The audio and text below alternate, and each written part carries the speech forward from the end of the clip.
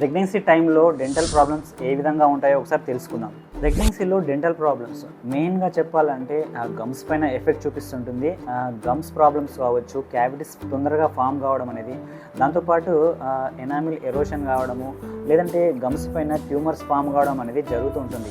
కామన్గా ప్రెగ్నెన్సీ టైంలో ఏంటంటే హార్మోనల్ చేంజెస్ ఉంటాయి కాబట్టి గమ్ డిసీజెస్ కానీ, క్యావిటీస్ ఈజీగా ఫామ్ కావడం కానీ, ఎనామిల్ అనేది ఎరోషన్ అవుతాయి. ఎందుకంటే రెగ్యులర్గా వామిటింగ్స్ అవుతాయి కాబట్టి వామిటింగ్లో ఏంటంటే బాడీలో ఉండే ఎన్నో చాలా ఎసిడిక్ ఐటమ్స్ అనేటివి ఆ పళ్ళ పైన ఆ ఎనామిల్ని దెబ్బతీస్తాయి అన్నమాట. ప్రెగ్నెన్సీ ఉన్నప్పుడు డెంటల్ ప్రొసీజర్స్ చేయొచ్చా? 100% చేయొచ్చు. 4th మంత్ నుంచి 6 months లోపల, అదే సెకండ్ ట్రైమెస్టర్లో ఏ డెంటల్ ప్రొసీజర్ అయినా చేయడానికి కంఫర్టబుల్గా ఉంటుందన్నమాట.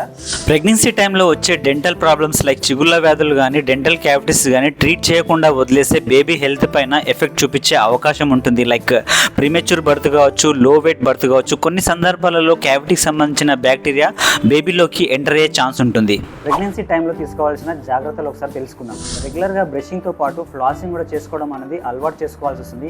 ప్రెగ్నెన్సీ టైంలో షుగరీ ఫుడ్స్ అనేది చాలా రెస్ట్రిక్ట్ చేస్తే చాలా మంచిది. అది కాకుండా డెంటిస్ట్ని రెగ్యులర్గా ప్రెగ్నెన్సీ టైంలో చెకప్ చేయడం వల్ల స్కేలింగ్ అవసరం ఉంటే స్కేలింగ్ ద్వారా క్యాల్కులస్ డిపాజిట్స్ ఉంటే రిమూవ్ చేస్తారు. దాంతోపాటు రెగ్యులర్గా వామిటింగ్స్ అనేది అవుతుంటాయి కాబట్టి ఆ వామిటింగ్ అయిన వెంటనే ఆ మౌత్ వాష్ చేసుకోవడం వల్ల ఆ ఎసిడిక్ ఫుడ్ అనేది బయటకు వెళ్ళిపోతుంది కాబట్టి టీత్ పైన ఎఫెక్ట్ చూపించవు.